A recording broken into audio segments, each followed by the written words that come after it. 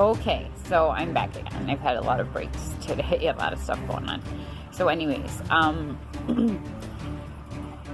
back to Christianity and the weird thing that happened that I didn't really tell anybody until I was really close with them, or now when I'm more comfortable with it, because I don't care what people think. I know reality, and I know what I went through, and I know what I saw, and I know what God showed me. So remember, if you do, and if you don't, I'm going to tell you, it's the truth, in the Bible, that God tempted Satan with two of his servants. The number one being Job, from the book of Job of the Old Testament. And the second one, I'm not really sure of his name, but it's in the book of John and the Gospels in the New Testament. Only 2 times in the Bible. And God basically, or actually Satan was the one who initiated it. Satan came to God and said, can I play with, basically? Can I mess with? Can I have a relationship with these servants? Let's just focus on Job right now, this servant. And Job went through a lifetime of being the most devoted man to God, yet he did question him, but he still had faith. And he went through losing family after family, children after children, farm after farm, land after land. He went through everything. And every time he would come back to God, ask him why, and tell him that he trusted him and he had faith still in God. But why would God allow his servant to be played with by the devil? That's my latest question. However, I think it kind of relates to what happened to me at this retreat. There was something going on with one of the teenagers at it. I was a sophomore or early freshman, I'm not sure. I laid me in the freshman year. No, it was sophomore year, beginning of sophomore year. And I was on the prayer team. There was different teams on this retreat weekend, and we were assigned different hours to go and pray in silent prayer for the different youth and adults who were working on the retreats. And one particular weekend, I was working in Erie, Pennsylvania at their retreat at their church. I don't remember what it is now, but it was a really cool church. I had like catacombs in it and crawl spaces, and it was all fun. But anyways, what happened was there was a youth there who was a cutter. And I'm very familiar with cutters because I did a little bit of it myself. I did as a teenager, and also a very, very close family member of mine struggles with it addictively and has on and off in this person's life. So this particular boy, I don't remember his name, he was a cutter. And when I say that I was a cutter, or that this other family member of mine was a cutter, or that teenagers today are cutters, they are not compared to this boy. Let's call him John. John's arms were scarred up and down, vertically, horizontally, left and right, diagonally. The scars were covered up with scars, going in all directions. Very thick scars, meaning that the wounds were very open and gaping and probably should have been stitched. But a cutter doesn't do that. Anyways, during this retreat weekend, and I was on the prayer team, so I was praying for this boy.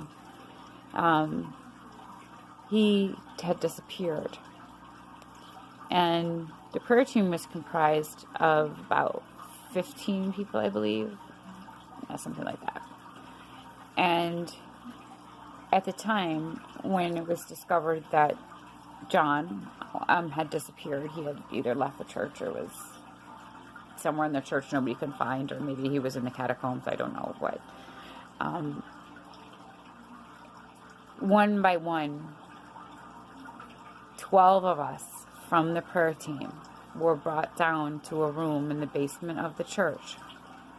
excuse me, I don't know if it's on my face, to pray as we had been, only to pray in a way that we were all compelled to at the same time, and things happened to us and we saw things that are almost biblically impossible, meaning that nowadays we don't see burning bushes, right?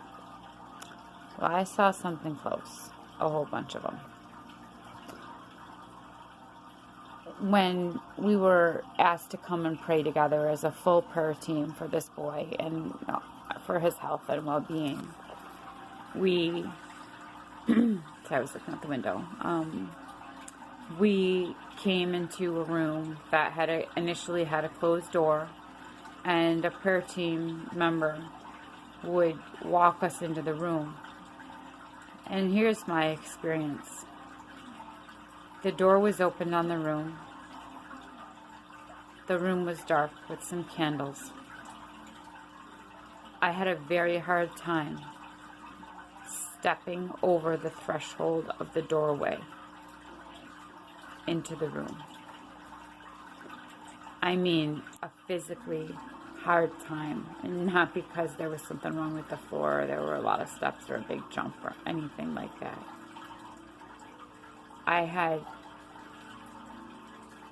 to take everything in me to get into that room to begin with. And when I got into that room, God, in His infinite power and wisdom, placed the entire world's weight of sin upon my back. And He pushed me, literally pushed me to the ground. My body became so heavy on the ground that I was having trouble pushing myself up. I couldn't get up off the ground. Other youth, other adults in the room couldn't pull me up off of the ground. I was one of the last of the prayer team that was brought in the room, but there were a couple after me. And what I witnessed was that they were going through the same thing that I did when going through the doorway. But keep in mind, I didn't see any of this ahead of time. I just experienced it firsthand. So I believe there were 2 after me, so probably the last 2. So there was 10 by me, I think, and then 12 afterwards, and that's 12 people, which indicates to me a symbol of the 12 disciples. Now, these 12 people, these 12 high schoolers, and 10 high schoolers and 2 adult priests and pastors. 1 priest, 1 pastor of Episcopal Church, I believe. I'm not sure.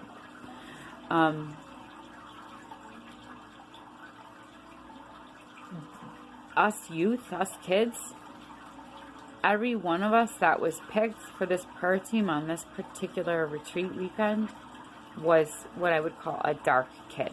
We didn't have dark skin, all of us, or weren't black or Puerto Rican or Asian or anything that would change